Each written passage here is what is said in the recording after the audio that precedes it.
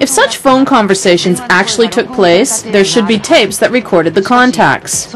We tried to obtain those tapes. However, the tapes were regarded as private, in deference to the wishes of the bereaved families, and could not be accessed. It was decided to try the credit card company, as it must have the details of those calls that were made, but all the phone call records had been erased. The company had waived the charge for the calls relating to the incident. There were no longer clues to sort out the matter of in-flight phones. When almost ready to give up, we heard a rumor that there was an unanswered question on the use of cell phones. Cell phones were referred to in the 9/11 Commission's final report. It is not possible to connect by using cellular phone from a plane. This accusation was made on the internet. The man who made it is Dewdney, a professor at the University of Western Ontario. We headed for his laboratory in Canada.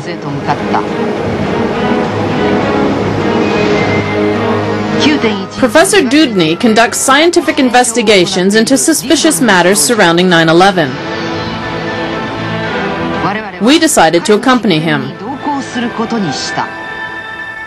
In this experiment, I would like to actually use cellular phones from the upper airspace. The important point is the altitude. The professor says he would like to prove that cell phones would not work from altitudes passenger planes fly in. When Tom called his wife, it was 9:29 a.m., and the plane is thought to have been flying at an altitude of 35,000 feet.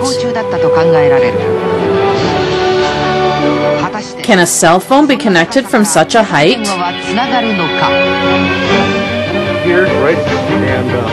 The cellular phone system used in the experiment in Canada is the one used in the United States.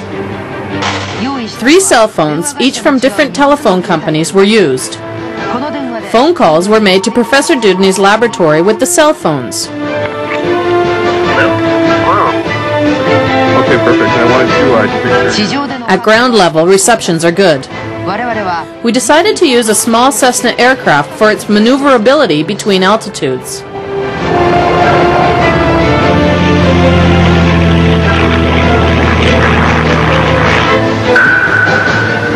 The experiment begins at 1,000 feet.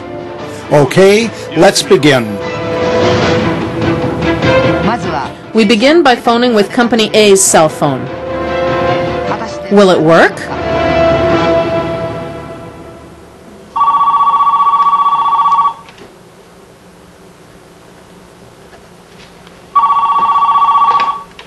Hello? Hello, I'm calling from cell phone A. 1,000 feet, want to pass me trading sounds okay? You're at 1,000? Yes, that's correct. It's a little rougher. It's a little rougher. Okay, so they feel pretty good on this end? The phone call got through, but was a little bit difficult to hear. The results were the same with the other 2. Next we went up to 4,000 feet. Then... No, not on me. No good. B doesn't work. Company B's phone stopped working at 4,000 feet. And when the aircraft rose to 6,000 feet, Company A's phone also became useless.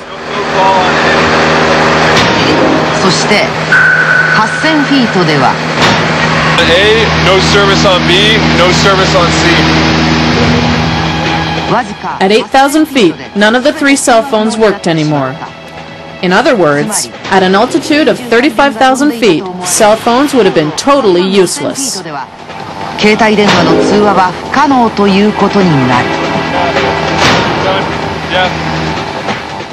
Professor Dewdney gives the following analysis. I do not think that the bereaved families that receive phone calls are giving false evidence. If that is so, it is true that they received those calls, but the calls were not from the plane. Not from the plane? Then where did they come from? Where did the phone calls made from the planes actually come from? Shocking new facts on 9/11 terror. The test showed that the cell phones can't operate from the plane. According to the professor, I do not think that the bereaved families that receive phone calls are giving false evidence. If that is so, it is true that they received those calls, but the calls were not from the plane. It's like magic. マジックのようなものだったのでしょう。 Something like voice synthesizing technique was used to pretend being a passenger and to phone the family. If you use voice synthesizing technique, it is easy to create anyone's voice. what is this voice synthesizing technique that creates voices? Is such a thing possible? Even if it were possible, where were the calls made from? Who made them? And for what reason? William Thomas, an ex-Navy person who is also a journalist, says, The phone calls were made up by the government to make the crash sound like an inspiring story. Fabrications to create an inspiring story? Are you saying that the American government has manipulated the available information? This matter is still wrapped in secrecy.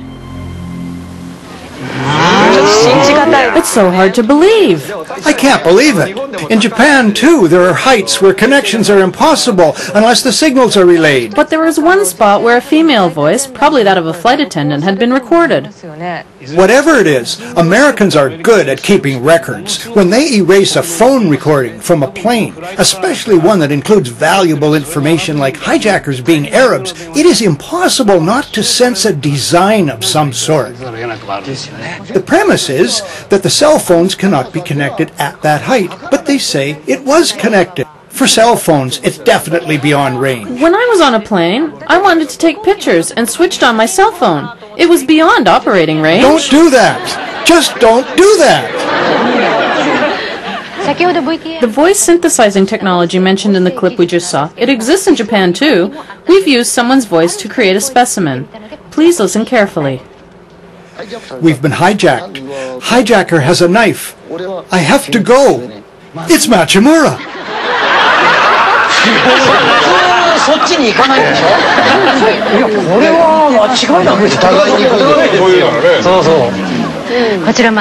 Let's see how this works. Please come to the front. Mr. Hayashi of AI Limited help us with the voice synthesizing technique. First of all, could you describe the setup? Yes. We input Takeshi's voice data from recordings of his performances. We then split them apart into units of vowels and consonants, and then rearrange them so it makes sense. By combining these vowels and consonants, it is possible to create all sorts of articulation. This is made up of Takeshi's voice? Yes, definitely, it is. Hey, what's happening? I don't know. What are they talking about?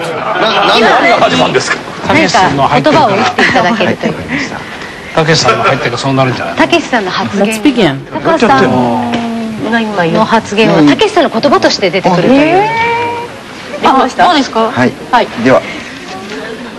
Hello, Michiko. I know I haven't always been there for you, but I love you. I will come home today.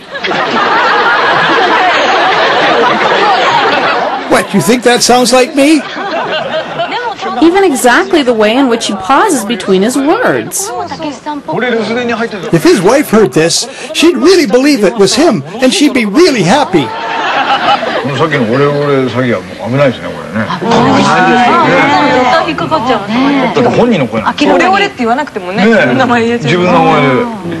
If those phone calls from the plane are recordings, for what purpose were they really made? There's no need to go that far. It's to mention the Arabs. That's right. That's it exactly. The unanswered questions of 9/11 are endless. Unraveling them, remember the words of Sir Arthur Conan Doyle, who created the famous Sherlock Holmes. When you have ruled out the impossible, whatever remains, no matter how improbable, is the truth.